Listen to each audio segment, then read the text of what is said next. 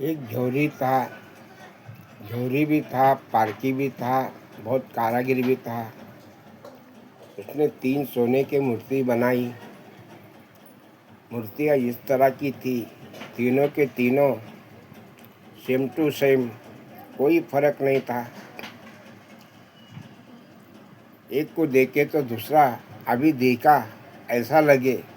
इसी तरह की सेम टू सेम मूर्तियाँ 3 बनाई थी और वो तीनों मूर्ति लेकर निकला वो जौहरी राजा के राज दरबार। जब राजा के राज दरबार पहुंचा तो राजा से कहने लगा, महाराज, आपके दरबार में एक से एक पारकी और ज्ञानी लोग है। इस मूर्ति में थोड़ी करिश्मा है। उसकी समस्या का हल मुझे मेरे सामने बता दे तो मैं समझूंगा आपके दरबार में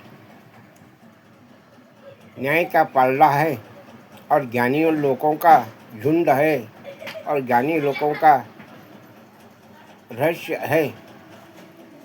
अगर नहीं सुलझाए तो समझूंगा राज दरबार में कोई पारकी नहीं, कोई ज्ञान नहीं, ये मैं समझूंगा। तो राजा बड़ा हैरत हुआ और अपने प्रधानमंत्री से कहने लगा, प्रधानमंत्री जी, इस बात का देख तुम्हारे ऊपर ही है। प्रधानमंत्री ने कहा, आवश्यक महाराज, आप बेफिक्र रहे, इसका जो कुछ है निर्णय मैं लूँगा। ये कहकर प्रधानमंत्री ने एक सोने की सलाई बनाई। उस सलाई सीधा उस मूर्ति के कान में, पहली मूर्ति के कान में डाली। एक कान से निकली तो वो कान से बाहर आई। प्रधानमंत्री बोला, ये कोई खास कीमती नहीं है, ये कान से सुनती है, कान से छोड़ देती है, इसका मतलब ही इतना है। और दूसरी मूर्ति के कान में डाली, वो एक कान से डाली तो मुंह से बाहर आई सलाई। तो प्रधानमंत्री ने कहा, महाराज, ये एक कान से सुनती है मगर ज़बान में, दिल में रखने लेती। जो कुछ कान से सुनती है मुंह से फटाफट बोल देती है, जबकि बात तब ये उगल देती है। ये थोड़ी बहुत कीमती है।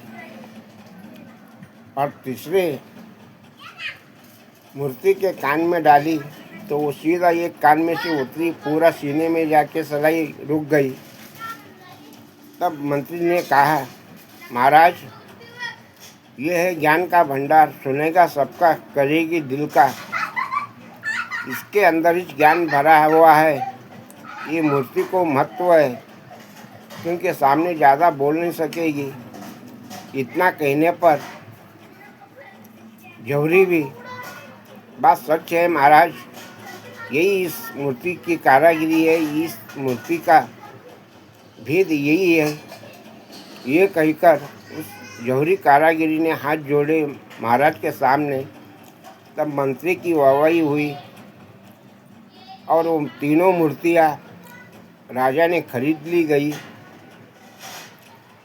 जौहरी को बहुमूल्य रकम देकर भेज दिया गया।